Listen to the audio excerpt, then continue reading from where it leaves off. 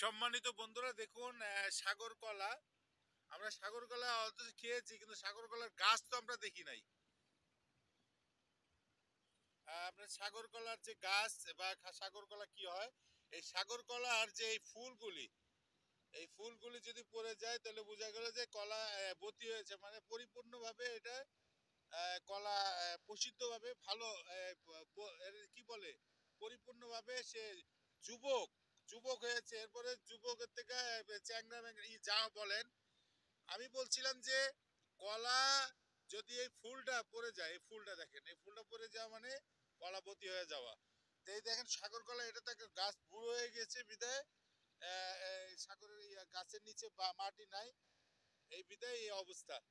তা আমরা সব সময় একটা জিনিস ভাবি যে সাগর কলা করতে হলে খুব অতি যত্ন নিতে হয়। সাগর কলার যদি যত্ন না নেই, সাগর কলা কোনোভাবে পরিপূর্ণভাবে মোটা তাজা হবে না, পুষ্টিকর হবে না।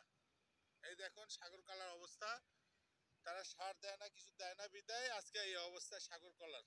তা আমরা পরিবেশ ভাবে আমরা সাগর কলা, বিশেষ করে সাগর কলা যদি করি আমরা পরিপূর্ণভাবে সার দিব, কীটনাশক যতটুকু যাই লাগে এটা দিতে হবে। ভিটামিন আছে কলার, কিন্তু ভিটামিন অবশ্যই ভিটামিন খাওয়াতে হয়।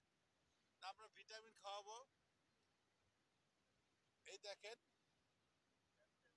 ভিটামিন নাই যে কলার পাতাও দেখেন পুরে পুরে জ্বলে জ্বলে যাচ্ছে। আমরা সবসময় সর্বদা থাকি যে কলা গাছে অবশ্যই কলা গাছে যে ভিটামিন দেয়, মাইক্রোসিক্রা যে ভিটামিন, এটা দিতে হবে। না হলে এই কলা কোনোভাবে পরিপূর্ণভাবে মোটা ও তাজা হবে না। দেখুন একেবারে বোঝা যাচ্ছে এটা চম্পা কলার মতো হয়েছে, আসলে এটা কিন্তু সাগর কলা। শুধু সার দেয় না, শুধু কলা খেলেই হবে না, কলা গাছে পরিচর্যা করতে হবে। আর যে এই গাছের মালিক, এই যে গাছের মালিক দেখেন, কতবার যে বলেছি যে কলা গাছে আপনি ভালো করে সার তার কিছু দেন। আর ইকরা চিকরা একটা ভিটামিন আছে, ইকরা চিকরা, এই ভিটামিনটা দিনে পরিপূর্ণভাবে দেয়।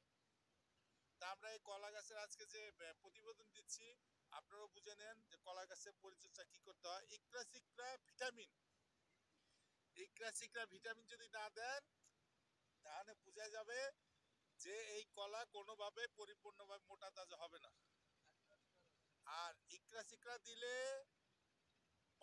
মানব দেহের জন্য ডায়াবেটিস, কলেরা, আমাশা কিচ্ছু হবে না।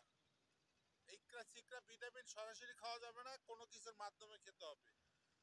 ইকরা চিকরাই হলো এই কলা গাছের জন্য বিশেষ করে বিশেষ ভিটামিন। আসুন